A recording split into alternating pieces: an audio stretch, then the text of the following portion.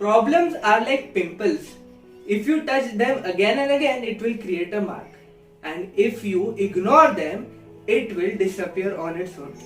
Hi guys, welcome back to my channel. My name is Jay Munot. I am a medical student by profession and a part-time YouTuber. As you all know, I have started this series named Journey to You, which is a medical series.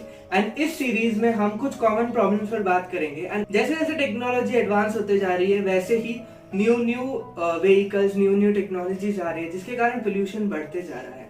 And with this increasing pollution, skin and hair issues बहुत ज्यादा बढ़ गए. Skin cancers बढ़ गए, lung cancers बढ़ गए. सो इसी पर बात करने के लिए हमारे पास एक बहुत स्पेशल गेस्ट है आज. उनका नाम है doctor Srishti Jain, who is the MD dermatologist and is working in a government hospital. I welcome ma'am on my YouTube channel and thank you so much for devoting so much time from your busy schedule for my YouTube video. I have few questions from the audience and few questions from my side. So मेरा पहला question आपसे ये है ma'am कि skin types कौन कौन से होते हैं एंड हर स्किन टाइप की कैसे केयर की जाए. Hello friends, skin types basically Fitzpatrick skin types 1 to 6 में हम डिफाइन करते हैं. स्किन टाइप 1 सबसे लाइटेस्ट इन कलर होता है, जो कि मोस्टली अमेरिकन पॉपुलेशन में देखा जाता है. और जैसे जैसे हम 5 के 6 स्किन टाइप की तरफ मूव करते हैं, darker skin types like African population में जो देखा जाता है, स्किन टाइप 1, 2 ये सब ज्यादा प्रोन होते हैं towards burning rather than tanning. और जो डार्कर स्किन टाइप्स होते हैं like they are more prone to tanning. जो डार्कर स्किन टाइप्स है उनको ज्यादा टैनिंग से रिस्क होता है रादर देन बर्निंग. दूसरे तरीके से हम स्किन टाइप्स को क्लासिफाई कर सकते हैं like skin type can be oily और ड्राई और नॉर्मल स्किन टाइप. तो हमारा जो भी स्किन टाइप है वो हम आइडेंटिफाई करें, उसके अकॉर्डिंग हम प्रोडक्ट्स यूज करें, that is important. Okay, so ma'am मेरा नेक्स्ट क्वेश्चन आपसे ये है कि विटामिन्स का रोल क्या होता है कि हेल्दी स्किन मेंटेन करने में. यस, डेफिनेटली विटामिन्स का बहुत एसेंशियल रोल होता है. जितना हम ज्यादा विटामिन इंटेक करेंगे, ज्यादा फ्रेश फ्रूट्स एंड वेजिटेबल्स खाएंगे, उतना हमारा स्किन ग्लो करेगा.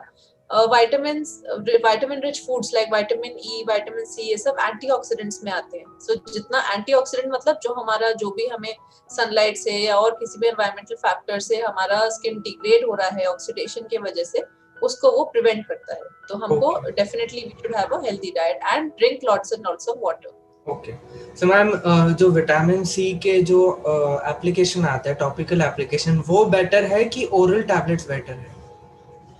ओरल टैबलेट्स भी नहीं, टॉपिकल भी नहीं. The best thing is to have natural vitamin C rich foods like जो हमारे सिट्रस फ्रूट्स होते हैं, ऑरेंजेस हैं, लेमन्स हैं, गुआवा है, ग्रेप्स हैं, all those things. Natural food intake is the best. Second comes the oral vitamin C tablets जो आते हैं. If you cannot take food intake that much, या अगर आपको deficiency बहुत ज़्यादा है, ऐसा कुछ है, topical preparations are of course now new in the market and they do definitely help, but वो on a regular basis सबको apply नहीं करना चाहिए. Depending on आपको अगर कुछ ऐसा condition है या आपको ज़्यादा ऐसा ज़रूरत feel हो रही है like aging purposes से, कई बार like if your dermatologist tells you, only then you should apply such products. आपको मेरा नेक्स्ट क्वेश्चन ये है कि सनस्क्रीन कौन सा यूज करना चाहिए and what is that SPF factor जो उसमें होता है, तो उसका क्या रोल होता है?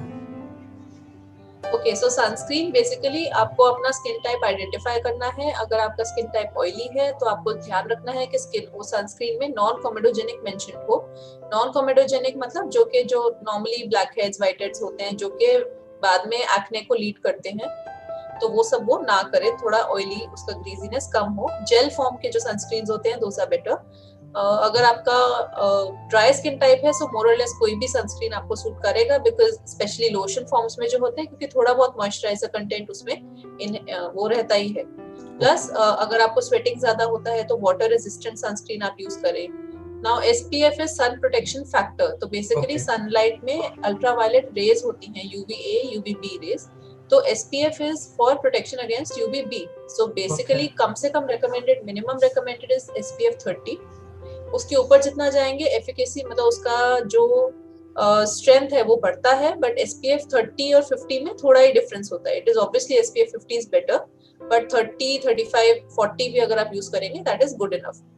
Okay. Now sunscreen has to be applied every 3 to 4 hours, especially अगर आपको sun exposure ज़्यादा हो रहा है. And even if you are not going out in the sun, अगर घर में भी आपको window pane से, मतलब खिड़कियों से और कहीं से UV rays का exposure हो रहा है, तो sunscreen is a must. Plus Okay. UV SPF के अलावा यूवीए रे से प्रोटेक्शन के लिए पीए मेंशन्ड होता है सनस्क्रीन पे, so you should take a note कि सनस्क्रीन में PA++ भी लिखा है because UVA rays are also a positive factor in aging skin. Okay. So ma'am, मेरा नेक्स्ट क्वेश्चन आपसे है कि जो खड्डे होते हैं जिसे हम ओपन पोर्स कहते हैं, सो वो क्यों होते हैं एंड उसका रेमेडी क्या है? Okay, so open pores basically हमारे स्किन में हेयर मतलब जो स्किन है उसमें टाइनी टाइनी हेयर फॉलिकल्स भी होते हैं जो कि हमको इतना नहीं विजिबल होते हैं. उसके साथ सेबेशियस ग्लैंड मतलब ऑयल ग्लैंड एसोसिएटेड होता है. उसकी एक्टिविटी जब ज्यादा बढ़ जाती है, हमारी स्किन बहुत ऑयली होती है जिसके वजह से हमको ओपन पोर्स दिखते हैं. सो हमको अपना स्किन का केयर करना है, ऑयल फेस को रेगुलरली वॉश करना है ताकि ऑयली कंटेंट रिड्यूस हो सके. प्लस कुछ भी अगर ज्यादा ऐसा प्रॉब्लम लगता है तो we should consult our dermatologist. Okay ma'am, my next question to you is कि एक्ने और एक्ने स्कार्स हमें जो काले धब्बे जो हमारे स्किन पे हो जाते हैं एक्ने ठीक होने के बाद, सो उसका रेमेडी क्या है? ओके, सो एक्ने के लिए बेसिकली इट इज मल्टीफैक्टोरियल. कोई एक चीज उसको कंट्रीब्यूट नहीं करती है, मल्टीपल फैक्टर्स आर इन्वॉल्व. जैसे स्ट्रेस कंट्रीब्यूट करता है, हार्मोनल चेंजेस अंदर से कंट्रीब्यूट करते हैं, eating oily food, getting expose to pollution, ये सब चीजें कंट्रीब्यूट करती हैं. तो हमको ये सब चीजें हमें आइडेंटिफाई करना है कि क्या रीजन है जिसकी वजह से हमको ज्यादा एक्ने हो रहा है और हमको उसको प्रिवेंट करना है. प्लस अगर एक्ने ज्यादा एडोलेसेंस में थोड़ा बहुत acne is normal, it is because of normal hormonal changes. But अगर वो एडल्टहुड में परसिस्ट करते हैं या एडल्ट में ज्यादा न्यू ऑनसेट एक्ने होता है, so definitely something is going on which you should get investigated and treated for the same. Plus अभी एक्ने जो पिगमेंटेशन, प्लस जो एक्ने के बाद हम पिगमेंटेशन रह जाता है, जो उसमें दाग धब्बे रह जाते हैं, वो अगर हम एक्ने को टाइमली ट्रीट करेंगे तो धीरे धीरे करके वो पिगमेंटेशन भी चली जाती है. इन केस नहीं जाए तो we can give certain medications for मतलब कुछ क्रीम्स या ऐसा कुछ दे सकते हैं जो कि उसको रिड्यूस करे. और जो एक्ने स्कार्स होता है, वो खड्डे जो एक्ने के बाद पड़ जाते हैं, वो बेसिकली जब एक्ने बहुत ज्यादा सिवियर होता है उसके बाद जब वो ठीक होता है तो वो दे लीव बिहाइंड स्कार्स जो कि गड्ढे होते हैं. या फिर लोगों की आदत होती है हाथ से फोड़ना, रेजिस्ट नहीं कर पाते, एक्ने हो रहा है चलो हाथ से फोड़ दिया. That you should never do, never never. तो वो सबका हमें ध्यान रखना है. ओके, सो मैम, मेरा नेक्स्ट क्वेश्चन है आपसे कि बहुत कॉमन होता है कि डार्क सर्कल्स आंखों के आजू बाजू होना, सो उसमें ऐसे कौन से फैक्टर्स है जो डार्क सर्कल्स एग्रीवेट करते हैं एंड उसका रेमेडी क्या है? Dark circles basically stress plays a role. नींद आप ठीक से नहीं ले रहे हैं, कम सो रहे हैं, खाना ठीक से नहीं खा रहे हैं, लाइफस्टाइल हेवायर है, वो सब चीजें कंट्रीब्यूट करती हैं. सो you should try and maintain a healthy lifestyle, eat fruits and fresh fruits and vegetables, वो सब का आपको ध्यान रखना है. प्लस पिगमेंटेशन अगर आपको बहुत ज्यादा सिवियर है तो आपको अपने डर्मेटोलॉजिस्ट को कंसल्ट करना चाहिए, बिकॉज कोई भी रीजन हो सकता है जिसकी वजह से आपको पिगमेंटेशन ज्यादा हो रहा है. अभी कोई भी मार्केट में अवेलेबल आप कोई भी ओवर द काउंटर प्रोडक्ट लेके आईज के आसपास लगाएंगे तो आईज की स्किन के आसपास की स्किन वैसे भी इट इज सेंसिटिव, तो कुछ भी प्रोडक्ट ऐसे यूज करना माइट बी हार्मफुल. तो आप प्रॉपर कंसल्टेशन से ही करें तो that would be better. Ma'am, my next question to you is कि जो डार्क लिप्स होते हैं उसका रेमेडी क्या है और ऐसे कौन से फैक्टर्स है जो इसकी डार्कनेस इंक्रीज करते हैं? Okay, so dark lips again जैसे कि स्किन के लिए होता है, the same goes for lips. आपको fresh fruits and vegetables which are rich in antioxidants, वो सब का इंटेक ज्यादा करना चाहिए, सनलाइट से प्रोटेक्ट करना चाहिए. लिप्स पे you could use a plain Vaseline का लेयर या कोई भी नेचुरल लिप बाम जिसमें बहुत ज्यादा केमिकल्स ना हो. You should drink lots and lots of water. And जो smoking is one major risk factor. जो लोग ज्यादा स्मोक करते हैं यूजुअली क्योंकि बॉडी के अंदर वो आरबीसीज को अफेक्ट करता है, सब चीजों को अफेक्ट करता है, उसके वजह से डार्कनेस इंक्रीज होता है. तो आपको basically you have to take care. Okay, so ma'am, मेरा नेक्स्ट क्वेश्चन है कि हम जो भी कॉस्मेटिक प्रोडक्ट्स यूज करते हैं, be it moisturizer, be it foundation, be it sunscreen, हमें कैसे पता चलेगा कि ये प्रोडक्ट जो हम यूज कर रहे हैं that is perfect for our skin? और अगर परफेक्ट नहीं है तो ऐसे क्या साइंस आएंगे स्किन में कि हमें पता चल जाए कि परफेक्ट नहीं है, we have to discontinue this product?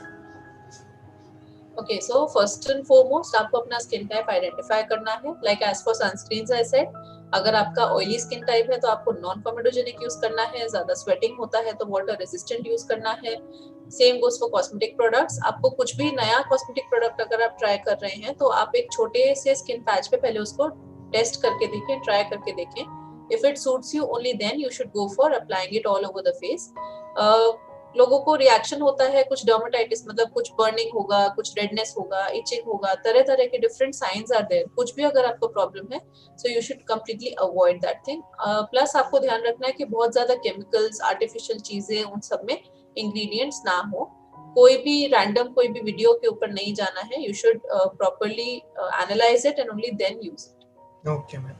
So, ma'am, my last question for today is, what are your opinions and suggestions for maintenance of a very, very good healthy skin? Okay, so for maintaining a good healthy skin, first and foremost, you should have a proper diet, eat more of fruits and vegetables, drink lots and lots of water. Stress को avoid करना चाहिए, although it is easier said than done, but फिर भी जितना आप stress को avoid करेंगे, it will be better for you physically as well as mentally. आपको अपने स्किन टाइप के अकॉर्डिंग अपना फेस वॉश, आप at least twice daily you should use your face wash. आपको मेकअप जो भी है वो सब रिमूव करके ही सोना होता है, बिकॉज हमारे स्किन को भी ब्रीथ करना होता है, इट नीड्स टू ब्रीथ। सो हमारा जो भी ऊपर से केमिकल्स जो भी हमने अप्लाई किया है वो सब रिमूव हो जाएगा, so it would be better. Plus अगर कोई भी आपको प्रॉब्लम है सो you should consult your dermatologist. ऐसे रैंडम कोई भी वीडियोस देख के कुछ भी प्रोडक्ट्स ट्राई करना is not advisable at all. Okay, ma'am. So, thank you so much, ma'am, for being a part of my YouTube channel.